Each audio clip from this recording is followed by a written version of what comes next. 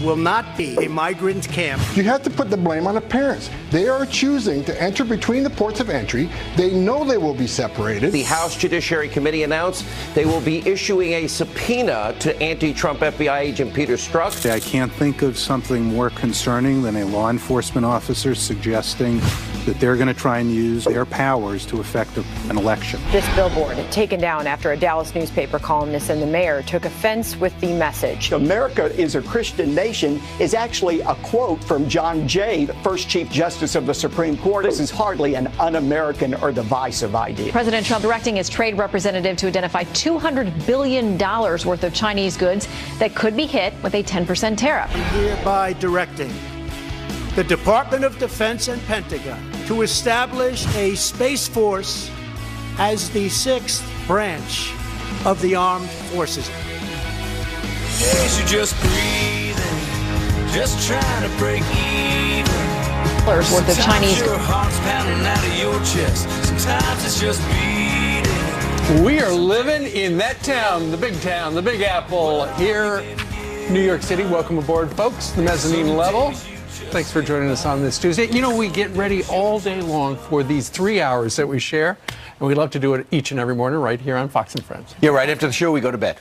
And Pretty we much. just get ready. Well, we start preparing. It's we have it's a an whole team all-day back deal. there, down there, that has been here all night preparing for us. And Right. we're going to bring you the news today. Immigration, probably number one on the docket today on all networks. As you flip across, hopefully you won't. You'll stay with us.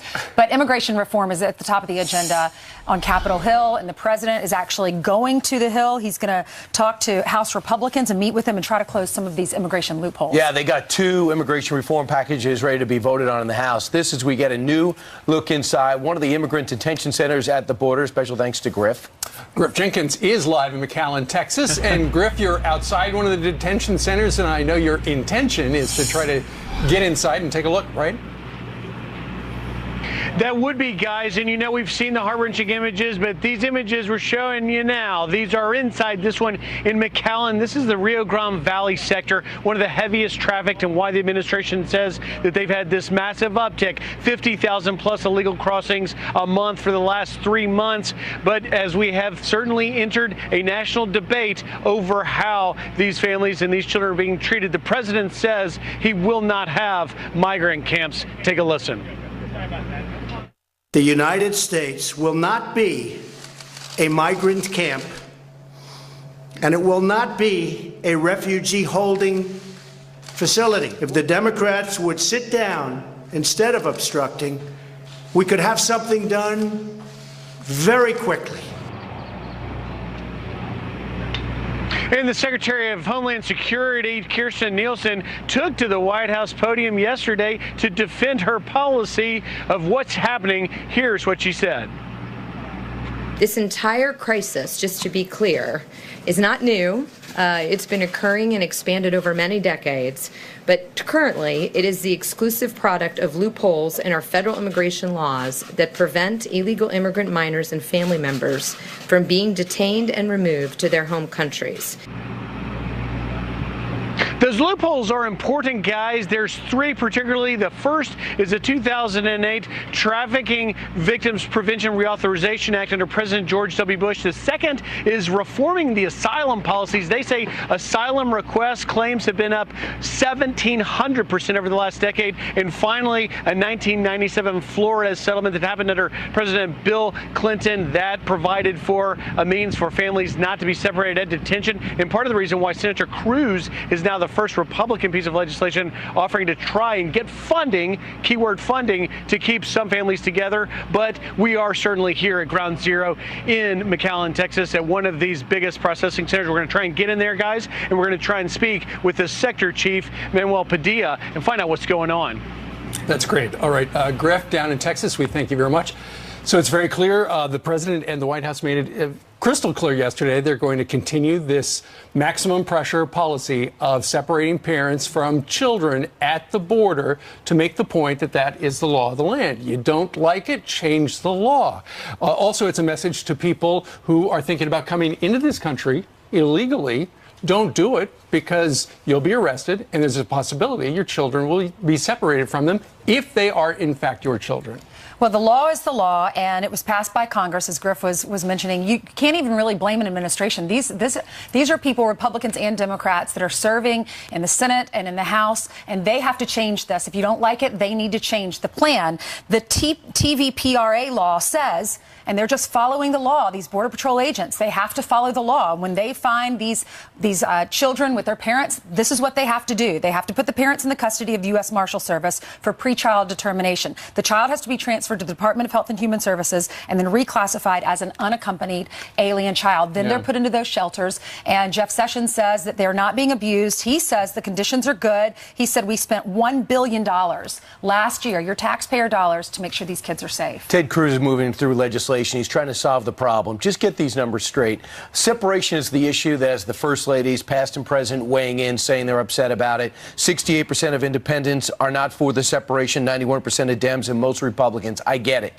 But here's the main issue. Figure out a way to keep parents and children together. But you know what the big issue is? You got 30,000 kids estimated are going to be here, non-citizens, flooding into our borders by the end of August, by the end of the summer. 250 a day. And as Nancy Pelosi steps over the homeless in San Francisco to hop on a plane to go to the border, to have a heart bleed for people from other countries that are coming here, understand we are $20 trillion in debt. We have classrooms that overrun. We have teachers buying their own supplies. These kids come in, fantastic, Oprah Winfrey. I'm glad you're upset about it. But these kids get fanned out to working class neighborhoods into our society, and then they have to be paid for by English as a second language, and then they got to be schooled, and a lot of them, sadly, when in my neighborhood, turn into MS-13. So the bottom line is, the thing is, these kids are coming across. You don't have to vilify somebody. You have to solve the issue. Sure. That's what happens when the kids come into the country. Now, keep in mind, right now, the federal government, we're talking about these kids who are separated from the parents. Here is the statistic that is jaw-dropping. Right now, in custody, the federal government has 12,000 children in Department of Homeland Security custody. 12,000. 10,000 of them were sent to the United States alone. Without their parents. They came alone. And that's why Tom Homan says, blame the parents. These parents themselves are using these children as pawns to gain entry to the United States, knowing that we can't detain them. And as far as the separation of families are concerned, you have to put the blame on the parents. They are choosing to enter between the ports of entry. They know they will be separated, but they want to blame the government when we were forced to do that. So let's put the blame where it lies, not on the fine men and women of the Border Patrol and ICE. We're enforcing the law. I mean, I feel so bad for the Border Patrol. We've had a chance to meet them. You get a chance to talk about them. They're finally getting the attention and support they needed. And now they're being vilified as the bad guys. They're forced to run a daycare center, put up these now 10 cities in our country that you see in Syria. Now we're going to convert how many more Walmarts and Kmarts into facilities for children. And even if there is no separation, we have to warehouse people because other countries are pushing them our direction, or they're choosing to come here. You mentioned. And what about all those people waiting online to come here legally? Why is it fair for them to go to the back of the line as they pay the fees, the green card fees, and everything else, hoping to get processed? You mentioned Ted Cruz. He's introducing legislation this week. He says it's going to be called the Protecting Kids and Parents Act. He wants to keep the families together while their cases are pending. We heard from Alan Dershowitz yesterday. He was saying that they should be sent back to their home countries together as a team, mom, dad, and the kids, and then be taught how to enter our country legally the right way. Sure. And the key word there, legal. And that's what the administration says. We're simply following the laws. You don't like the laws, Congress change them. Nonetheless, if you watch TV in the last 24 hours, the villain here, the Trump administration. What is it that they are thinking? Do they think these children deserve less than their children do in terms of care and love? Those who selectively use the Bible to justify this cruelty are ignoring a central tenet of Christianity. Jesus said, "Suffer the little children unto me." He did not say, "Let the children suffer." We are operating with a white nationalist government that will take children hostage to get what they want. All I can say after talking to the people, watching the people, listening to the people, that the Statue of Liberty, I think, is weeping right now. Look, nobody wants kids separated from their children, from their parents. Something has got to be done. Ben Shapiro says, you know what? I'm not going to say what Ben Shapiro is going to say. Here's Ben Shapiro. I do find it somewhat suspicious that the media have decided to jump both feet on the bandwagon as though this is some sort of great human rights catastrophe brought on by the Trump administration, when, of course, all of this started under the Obama administration, or at least it was happening under the Obama administration. That under the Obama administration and under the Bush administration, really, immigration surges were rooted in government policy. Some of the lies being told are that Trump is randomly deciding to separate kids at the border. He doesn't have to do that. He does have to do that by operation of law. The only thing the Trump administration is doing differently is they are treating everyone who is crossing the border illegally as an illegal immigrant for prosecution, for purposes of prosecution. And then because you're doing that, the kids can't stay in custody with the parents longer than 20 days. Democrats were sincerely looking to attack the problem. They'd either they'd address Senator Cruz's legislation or have their own to address it. So then they would look like heroes solving an issue. But President Trump didn't create this. But what he's trying to do, even though Kirstjen Nielsen mysteriously did not say this, they're trying to do what John Kelly said when he was Homeland Security Secretary.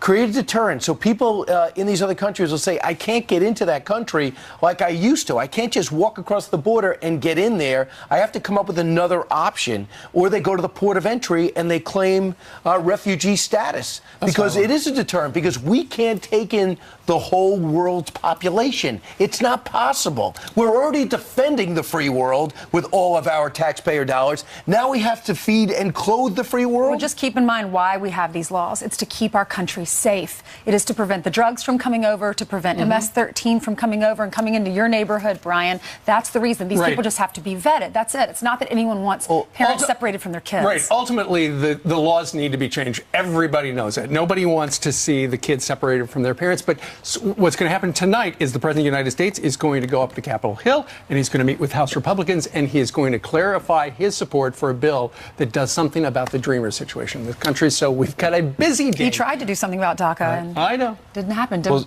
Yeah, we'll see if something moves through the House. Hey, Jillian. Hey, good morning to you guys.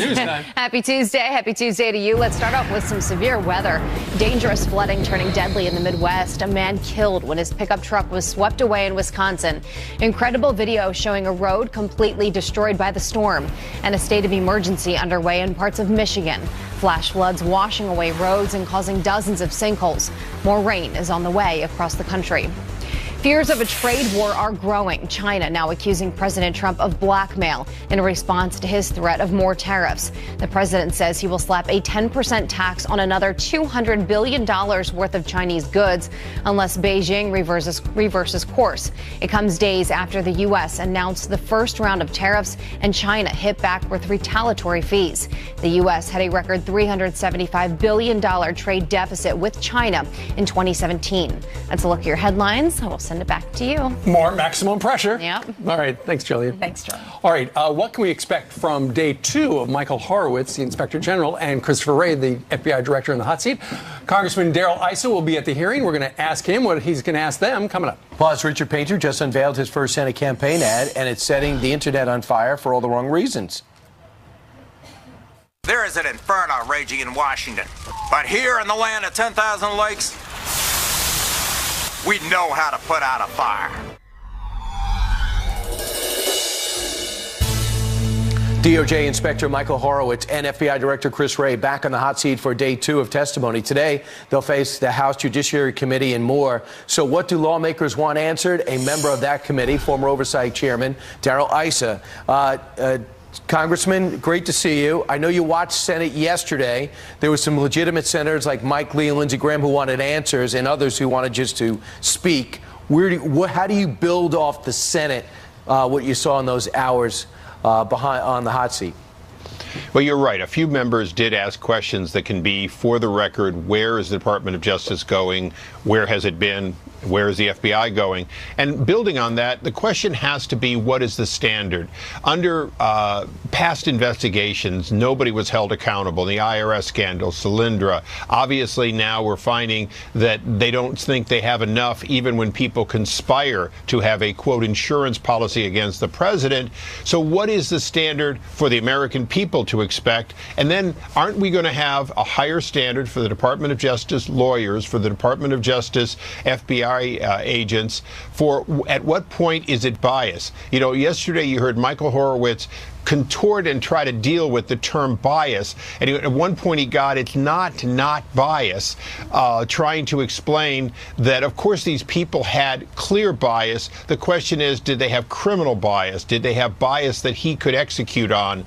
And I think we have to get the American people to understand, of course they had bias, of course they had adverse process, and of course they wanted to do the president in. Now the question is, was it a criminal conspiracy? And that seems to be where the IG draws the line. He doesn't seem to have a criminal conspiracy, but he certainly has a conspiracy built on bias. Right. Okay, he might, because Andy McCabe doesn't remember the meeting in his office that Peter Strzok referred to Lisa Page. Right. We don't know the identities of the other people saying horrible things about Trump voters and Trump himself for some mysterious reason. Are you going to drill down on that? Absolutely. I mean, I want to know, first of all, I want to know what the insurance plan was. And are we ever going to know that? I want to know why people are still working for the Department of Justice and the FBI who clearly showed wrongdoing. You know, there's this law, and it sounds terrible, but there's a law that says you're not allowed to circumvent the system and hide your email and text using private. And yet every time somebody does it, there's no consequence. There's got to begin to be some consequence to circumventing the law to do things you're not supposed to do.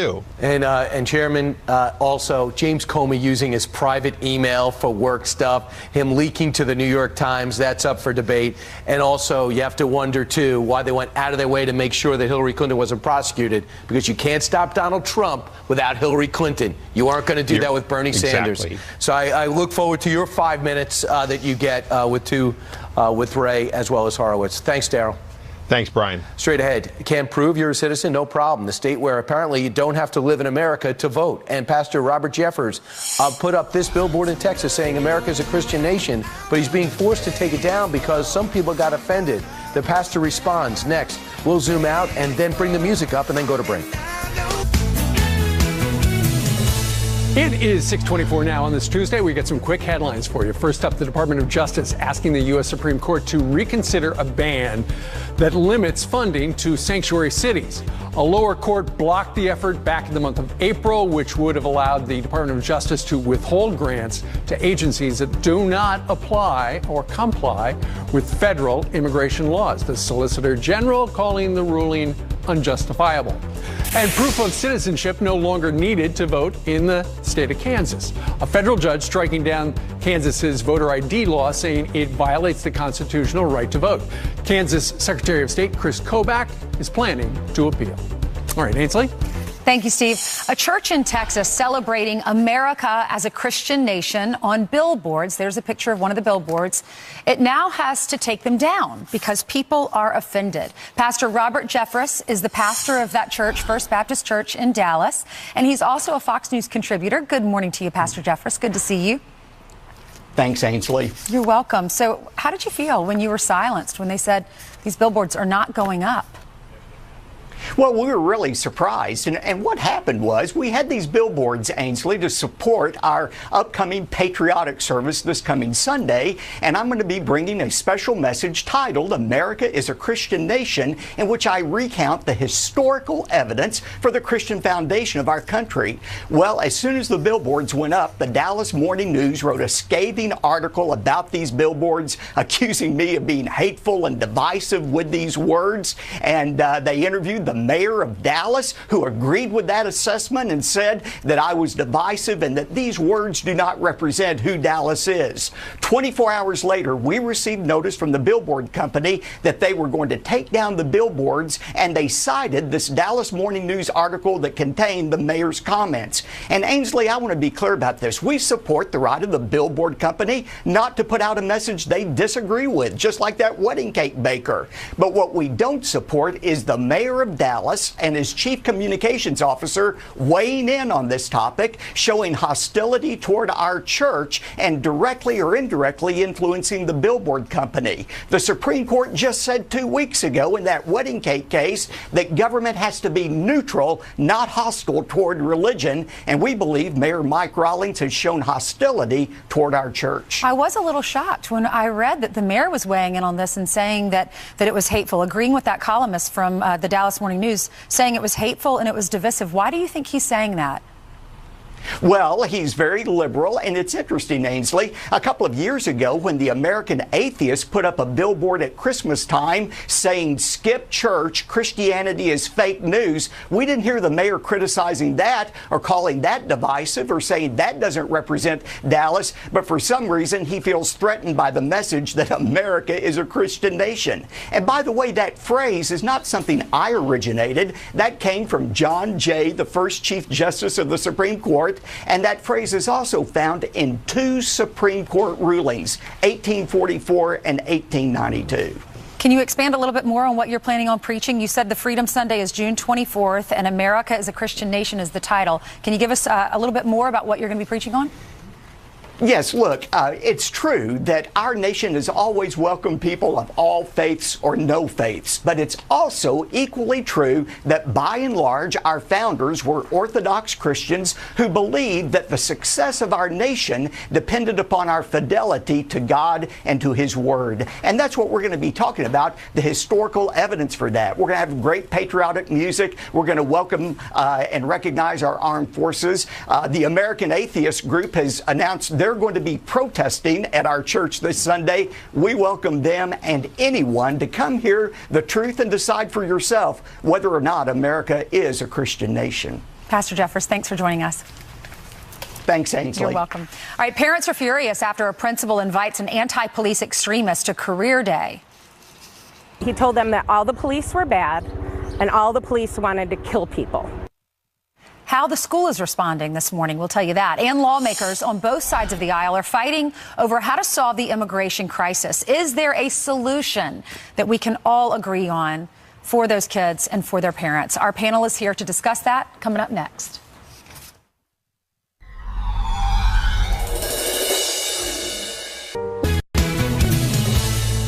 They could be murderers and thieves and so much else. So we want a safe country, and it starts with the borders, and that's the way it is. And again, we can do this very quickly if the Democrats come to the table. The immigration debate reaching a boiling point across the country as outrage mounts over family separation at the border. President Trump will head to the Hill tonight ahead of the House votes on immigration bills. How can we find common ground? Here to weigh in, we've got a special panel, and I'll introduce you to them one at a time. First of all, can I see the hands of those of you who think we've got a big problem regarding immigration in this country? All right, y'all think it's a big problem. Can I see the hands of anybody who thinks that separating kids from their parents is a good idea? Okay, that's where we're going to start. We've got a problem, and it sounds like that big building behind you has the answer. But Chuck, it's politics, and you're a Democrat, you're a strategist. The Democrats and the Republicans right now are far apart. This is a visual that nobody wants to see right now. Democrats don't want to see it. Republicans don't want to see it. And as a Texas Mexican that grew up in Texas, this is a very personal issue for my family who immigrated here. Many American families immigrated here. Nobody wants to see a small child taken from their mother. And the problem, I think, is that people are playing too much politics on both sides. And what's suffering are the children and the mother in between. When you have mothers who are coming here, turning themselves in, not trying to sneak into the country, bringing little children with them saying we're fleeing for our lives, we should be doing more as Americans to stand up for them. But David, it's not just politics, it's also the rule of law. Yesterday we heard from the Department of Homeland Security Secretary Kirstjen Nielsen, and we also heard from the president, said, look, these are the laws on the book, and we have a zero tolerance policy. We're going to enforce them. Look, nobody likes the optics, and the optics are bad on this. But the problem is there hasn't been a lot of solutions, Steve. Yeah, the emotion has been played out, and especially around Father's Day, the ripped from their, families issue played out. Democrats push that. But what about the solutions? There have been loopholes put in place, contradictory laws put in place, structures and processes that have not worked. And the Democrats primarily, and Republicans to blame for some of this on their part, have not done anything about it for 2 administrations now. This is not a new problem. The optics the Democrats pushed was the day one that President Trump came in, suddenly concentration camps were built, internment camps were built. It's dishonest, and it doesn't go to the solution. And we need real honest brokers who want to tackle the problem and fix the many aspects of it. And by the way, if you want asylum, there are ways to do it legally. Crossing the border illegally is not seeking asylum. And you look just at the facts, and of the 12,000 kids who are currently being held by the federal government, 10,000 of them, Wendy, came into the country alone. So they were separated before they even got to the United States. You are the mother of a woman who was killed by somebody who was in this country illegally. You think about this all the time. Every day. So how do you fix it? I just hope that President Trump continues down the path of fixing the problem. The separation of children and moms and dads is very sad, but they wouldn't be abused. Right. They would be taken care of. But if your parent, if you come into the country illegally, that's a crime. So you've committed a crime. So do you understand what the president is doing by saying, okay, we're going to enact the laws, we're going to enforce the laws of the land, separate the families if they try to come into the country illegally? If that's what has to be done, I mean, I wouldn't want my daughter was brutally murdered, and it's the last thing a mother and father want to do is bury their own child. And this man was supposed to be deported 3 times. He had already been in jail for attempted murder. Oh my goodness. And he got out, and ICE let him go that very same day, and he killed my daughter 5 months later. All right. So I know. Our heart is with you. Michael Wilds is an immigration attorney, friend of the show, been on a million times talking about these issues. Michael, we can see the problem. There are big problems with immigration. Too many people come into the country illegally. Too many people are here. They don't have status. How do we fix it? Well, first, I should say it's a privilege to be here. And Wendy, my heart goes out to you over your extraordinary loss. Thank God the overwhelming amount of people coming to our country are not murderers, are not criminals. And we have to fix this system. It's an extraordinary system, and there's a disingenuousness on both sides. Parents that would shield themselves with children, and yet nations that won't absorb our, the citizens of the world that are in harm's way. Yeah. It's really up to Congress and the president to step up. The inhumanity of what we're seeing now at detention centers. But Michael, the two sides are so far apart. They're so dug in. They realize if we pass something, then we don't have that issue. Well, they have to fix this because it goes to the onboarding of foreign students into our workforce. It goes to the very ethos of what our founding fathers established, a nation of immigrants. We're shooting ourselves in the foot if we don't get this right, if we don't invest in those tired, poor hands that will not only salute our flags. The times are different. I'm sorry, Michael, but we have to put time and milieu into this. A time when people were coming here, when we had open lands, a much wider issue. We have different issues today. The problem is mixing 2 milieux, a time of the Statue of Liberty, of people coming here for a different reason, a different time, versus today. Well, let's talk completely different. Okay, let's talk to a fellow in the front row, Jose Magana Salgado. He's an immigrant legal resource center. He's also a DACA recipient.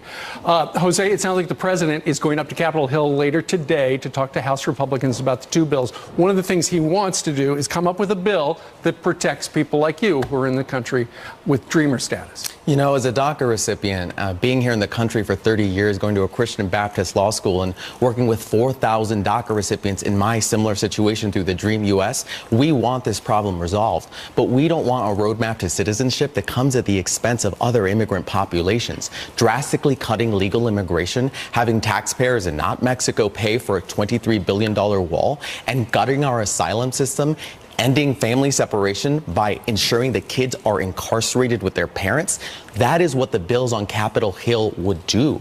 Congressional Republicans are simply undermining President Trump.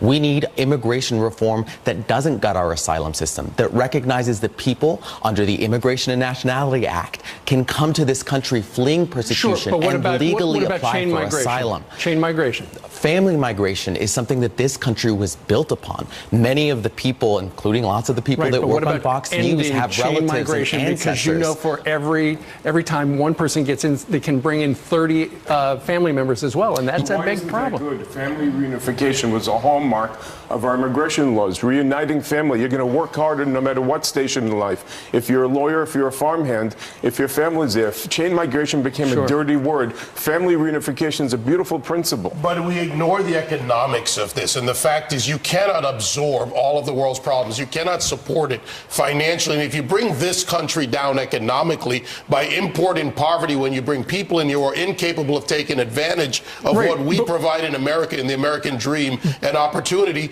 then how do we actually sustain the nation to help other nations? We're ignoring the macroeconomic and the microeconomic effects of this, because if you can't afford the problem, then America suffers. One of the problems is crime, and Patrick Ryder is in the front row. He's the Nassau County Police Commissioner. And Commissioner, one of the big problems is MS-13, and a lot of the people who are in your area in MS-13 came into the country illegally.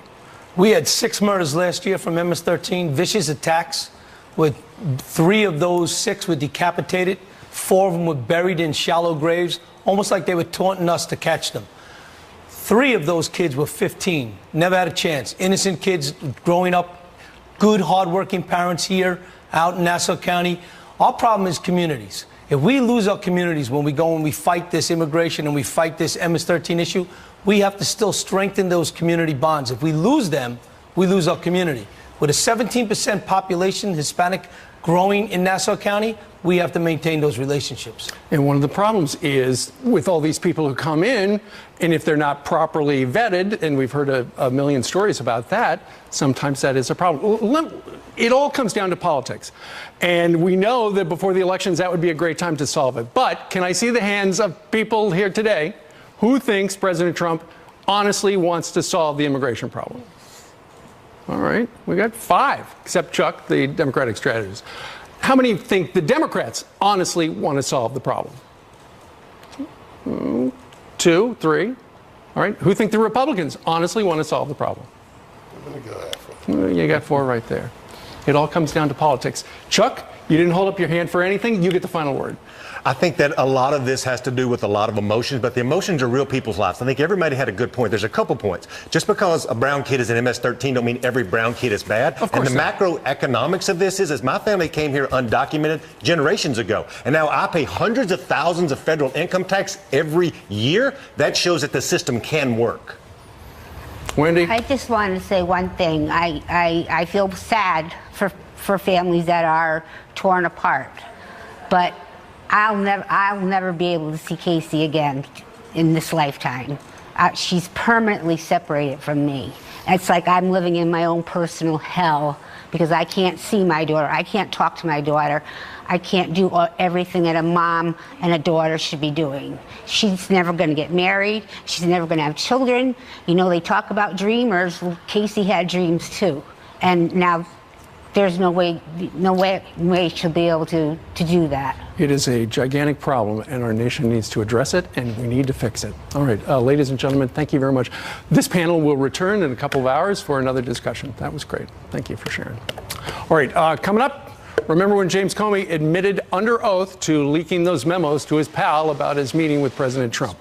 Well, the Department of Justice remembers, and now they're investigating Mr. Comey for a possible crime. How much trouble could he possibly be in? That guy knows, and he's next.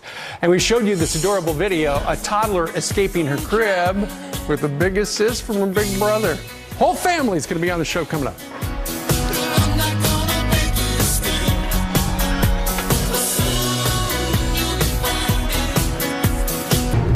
Good morning and welcome back. Outrage is boiling over after an anti-police extremist is invited to speak to kids at Career Day. Principal Mary Beth Kunat suddenly retiring after Ethan Ethos spoke to students at Wildwood Elementary School in Chicago. He told them that all the police were bad and all the police wanted to kill people. Kunat is apologizing, saying her intention was for Ethos to talk about poetry and civic work. Former George W. Bush ethics czar Richard Painter is running for Senate, and let's just say his first ad is blowing up the internet. Watch. There is an inferno raging in Washington, but here in the land of 10,000 lakes, we know how to put out a fire. But longtime Republican now seeking a Minnesota Senate seat as a Democrat. Let's look at your headlines. Send it back to you guys. Yeah, have you seen how critical he's been on the president? You knew he was running as a Democrat, Richard Painter. Now it's time for something else. Well, back in the hot seat, DOJ Inspector General Michael Horowitz and the FBI Director Christopher Wray are facing another round of questioning today after yesterday's testimony revealed some potential new legal trouble for James Comey. Listen. Are you investigating Comey's handling of his memos? And does that include the classification issues? And should Mr. Comey expect a report when it is complete? We received a referral on that from the FBI. We are handling that referral, and we will issue a report. Wow. Fox News senior judicial analyst Judge Andrew Napolitano joins us now to weigh in. They also brought up the fact that he was using his private email. Gmail account. Yeah, talk about irony of ironies, investigating Hillary Clinton for using her private server while he's using a private email himself. According to the testimony yesterday, there was nothing classified in it. Of course, the Inspector General didn't see everything. He's going on the basis of the words of Jim Comey, testified to under oath, that yes, I did use a private email for FBI business, but no, there was nothing classified on it. That's issue number one. Issue number two, the referral. The FBI referred to the Inspector General the idea that he needs to investigate whether or not when Jim Comey released the memos of his conversations with the president, he violated DOJ policy, probably, violated the law, probably not. I'm saying probably because we don't know all the details, but that's what Mike Horowitz said he was investigating. But what I saw yesterday that startled me the most, it wasn't the Democrats getting their narrative out of this, that this has nothing to do with Russia, or the Republicans getting their narrative out of this, that the investigation of Hillary was so wide of the mark. We've never seen anything like it. It was obviously motivated by politics, no matter what you say. I saw a message from Chris Wray, the director of the FBI, to Devin Nunes. We are not giving up documents that are protected by privilege. What's protected by privilege? The Mueller documents that were shown to a grand jury, that reflect the thoughts and impressions of investigators and prosecutors, or where witnesses were promised confidentiality. That's everything they want. Exactly, Steve. That's everything that they want. So when that subpoena arrives today at the DOJ, they're going to go, I think, across the street to a federal court to ask that it be quashed. That means that a federal judge will get to look at all this stuff. There's tens of thousands of pages here in private and decide what stays secret and what the Congress gets. Right. Meanwhile, these two are going to be testifying all day today on the House side. 70 questioners today. Yes. And they all get 5 minutes. Grassley said that he asked Comey to come and testify. He's asked him twice, and his spokesperson said he's out of the country. And then he went on his Twitter, and it shows that he's in Iowa. Whoops. Yeah. Iowa. Not the Iowa caucuses. He can do TV and he can do his book tour, but he can't come and talk to us. He'd be wise not to testify. He's Judge Napolitano, and he knows a lot about legal stuff. Meanwhile, next, White House Director of Strategic Communications, Mercedes Schlapp, live. That's her in a picture. New Super Crispy, grown in Idaho. Well, he promised to make America great again. Now a new poll shows Americans think President Trump is delivering. So how long can the left deny the numbers? We're going to debate it coming up a little later on. But right now, Todd Pyro joins us because outrage is boiling over. Todd, tell us a little bit about something that happened at a school. This is really tough to sort of break down. I'm going to try to at least break it down for you. That principal in Chicago, Mary Beth Kunat, she personally invited anti-police activist Ethan Ethos to speak to kids at the Chicago Public School. Now, Ethos is a self-described radical who routinely posts violent anti-police rhetoric online. So it's really not like his platform should come as a shock. So why would you invite this individual to come speak to a bunch of middle schoolers? That's the question. Career day. Yeah, exactly. And here's one of the things that this individual wrote following a police shooting where an individual in the Chicago Police Department was executed. Ethos writes this: blank him and his family. In an apology letter to parents before retiring, Kunat wrote that she brought in Ethos